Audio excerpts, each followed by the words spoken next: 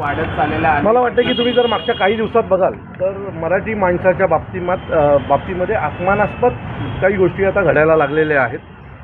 मुंबईतली कालची घटना ही दुर्भाग्यपूर्ण आहे। तो मुलगा त्याच्या बहिणीसाठी औषधं घ्यायला गेला होता, तिथनं तो फळं घ्यायला गेला। फळं घेताना त्याने 100 रुपये किलो फळं सांगितलं, तो बोला 50ला देणार का? तो हिंदीत बोलत होता, हा बोला मराठीत बोलला, महाराष्ट्रात राहतो तो। तर त्याच्यावरनं तो वाद सुरू झाला। त्यानंतर तिथे असलेली काही मुसलमान मुलं ही जमायला लागली, एक 100-150चा मॉब जमला। कॅमेरा त्यानेच त्याचा व्हिडिओ रेकॉर्ड केला। आणि मला कळत नाही महाराष्ट्रात यांची एवढी डेअरिंग कशी की महाराष्ट्रात आम्ही मराठी बोलणार नाही म्हणून हे रेकॉर्ड करतात आणि व्हायरल देखील हेच लोक करतात। जर असंच महाराष्ट्रात जर घडत राहिलं तर मराठी माणसाचं अस्तित्व हे विकोपाला येईल। कल्याणमध्ये घडलेली घटना, ठाण्यात घडलेली घटना, विरारमध्ये घडलेली घटना, ह्या सगळ्या घटना जर पाहाल, मुंबईमध्ये घडलेली एका जैन माणसाने घडलेली घटना, ह्या सगळ्या घटना जर तुम्ही पाहाल तर सत्ता परिवर्तन झाल्याच्या नंतर यांच्यामधली हिंमत ही अतिशय मोठ्या प्रमाणात वाढत चाललेली आहे असं मला वाटतं। मुंबईतल्या घटनेनंतर याच्यावरच पोलिसांनी गुन्हा दाखल केला, याला पोलीस स्टेशनला नेलं। पोलीस स्टेशनच्या बाहेर काही मुसलमान मुलं जमली आणि पोलीस स्टेशनच्या आवारात घोषणाबाजी केली। का घोषणाबाजी करायची काय गरज होती? तो मराठीत बोला सांगतोय, त्याच्यावरनं तुम्ही पोलीस स्टेशनमध्ये जाऊन घोषणाबाजी करणार?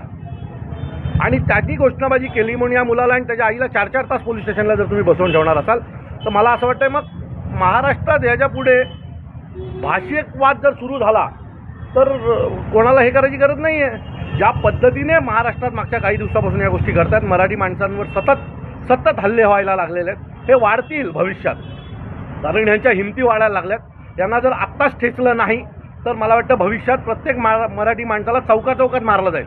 त्यामुळे माझी विनंती आहे सर्व मराठी माणसाला एकत्र या, नाही तर जोपर्यंत तुमच्यावर कोणी फटके टाकत नाही तोपर्यंत तुम्ही असेच लांबून बघत राहणार असाल आणि या सगळ्याला जर बघून तुम्ही कानाडोळा करणार असाल तर एक दिवस हा प्रसंग प्रत्येक मराठी माणसावर येईल आणि त्या दिवशी तुम्हाला महाराष्ट्रात राज ठाकरेंची किंमत कळेल। महायुतीच्या मुलावरती दबाव टाकला गेला, आता संपूर्ण कुटुंबीय आहेत जे भयभीत आहेत त्यांना देखील भीती नाही। आता त्यांच्या पाठी महाराष्ट्र नवनिर्माण सेना उभी आहे। त्यांनी आता ह्याच्यापुढे आरे करावं, आम्ही नाही कार्य केलं ना मुंबईत जाऊन तर त्यांना महाराष्ट्र नवनिर्माण सेना लागू। शेवटी आम्ही पण माणसं होतो, ज्यावेळेला निवडणुका येतात, मतदान करायची येतात, तेव्हा आपला हा मराठी माणूस हा कोणाचा तरी तिसऱ्याचा पैसे घेऊन विचार करतो आणि ज्यावेळेला त्यांच्यावर हल्ले होतात, त्यांच्या मुलांवर हल्ले होतात, त्यांच्या मुलींवर हल्ले होतात, त्यावेळेला त्यांना महाराष्ट्र नवनिर्माण सेना आठवते। मतदानाच्याच दिवशी पैसे खाल्ले नसते आणि मनसेसोबत उभे राहिले असतात तर आज हिंमत नसती झाली, मनसेचे 10-12 आमदार निवडून आले असते तर हरकत नाही। आम्ही मराठी माणसावर प्रेम करतो, आम्ही मराठी माणसांसाठीच आमचा पक्ष आहे आणि मराठी माणसांच्या पाठी आम्ही खंबीर उभे राहू।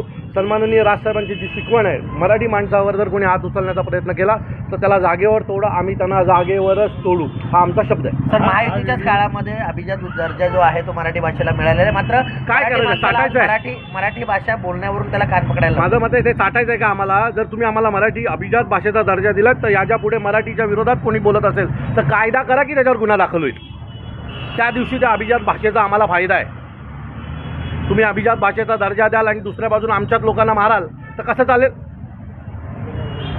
कायदा करा की मराठी माणसाला जर वाईट बोललात किंवा मराठी भाषेबद्दल वाईट बोललात तर तुमच्यावर गुन्हा दाखल होईल, तुम्हाला जेलला जावं लागेल। ही भीती जोपर्यंत या लोकांच्या मनात बसत नाही ना तोपर्यंत ह्या अशाच गोष्टी या महाराष्ट्रात घडत राहतील। व्हिडिओ व्हायरल आहे, यासाठी मला वाटतं की त्यांच्यावर गुन्हा जो दाखल झालेला आहे तो पोलीस स्टेशनच्या आवारात घोषणाबाजी करण्याचा गुन्हा दाखल झाला। याला धमकावणं, याला उचलून नेणं, याला मारणं हा देखील गुन्हा दाखल झाला पाहिजे आणि आता संबंधित जे DCP आहेत त्यांच्याशी आम्ही या विषयावर बोलू। पण मी पुन्हा सांगतो, याच्यापुढे जर मराठी माणसावर कोणी हात उचलण्याचा प्रयत्न केला तर त्यांना घरात घुसून मारू। कायदा सुव्यवस्था जो काही विषय येईल तो पोलिसांनी सांभाळावा। पण याच्यापुढे मी सरकारला विनंती करतो, आदरणीय मुख्यमंत्र्यांना विनंती करतो की तुम्ही महाराष्ट्राचे मुख्यमंत्री आहातच, त्याच्यासोबत तुम्ही मराठी बनात। एक मराठी घरात तुम्ही जन्म घेतलेला आहे, त्यामुळे तुमच्याच महाराष्ट्रात जर मराठी माणसावर अशा प्रकारच्या घटना घडणार असतील तर ते योग्य नाही आहे। याच्यावर चाप बसला पाहिजे आणि त्याच्याबद्दल चाप बसण्यासाठी तुम्ही योग्य ते आदेश गृह खात्याला द्यावेत।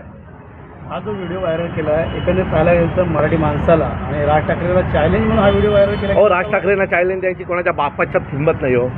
अजून आम्ही रस्त्यावर उतरलो नाही, यांना घरात घुसून मारू। ही ज्या गोष्टी घडतात ना याला जबाबदार फक्त मराठी माणूस आहे।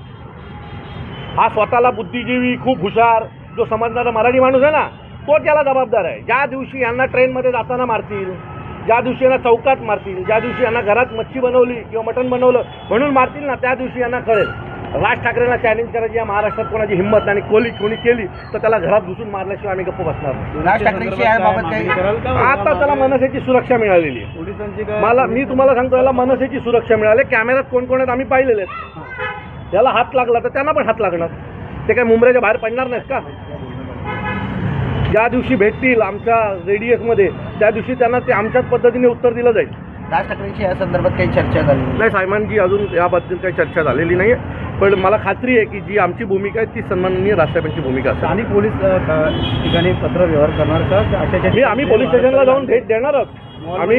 आम्ही DCPना जाऊन भेट देणार आहोत आणि DCPना विनंती करणार आहोत की या ज्या घटना ठाणे जिल्ह्यात, प्रामुख्याने ठाणे जिल्ह्यात खूप मोठ्या प्रमाणात घडतात. सन्माननीय राजसाहेबांनी मागे म्हटलं होतं, तुम्ही ते साहेबांना गांभीर्याने, महाराष्ट्रात तसं लोक ते काय बोलतात ते गांभीर्याने घेत नाहीत आणि कालांतराने त्यांना कळतं. साहेब जे म्हणत होते ना एवढे दिवस की ठाणे हा एकमेव असा जिल्हा आहे जिथे 7 महानगरपालिका झाल्या.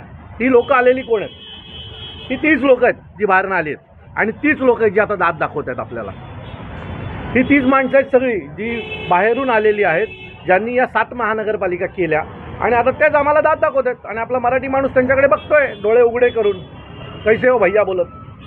तो माझी विनंती आहे या सगळ्यांना की आता तरी एकत्र या. मतदान झालं, आता तुम्हाला आम्हाला काय मतदान करायचं नव्हतं ते तुम्ही केलं, पण आता स्वतःसाठी एकत्र या, नाही तर चौकात मार खाल्ल्याच्या नंतर मनसेकडे येऊ नका.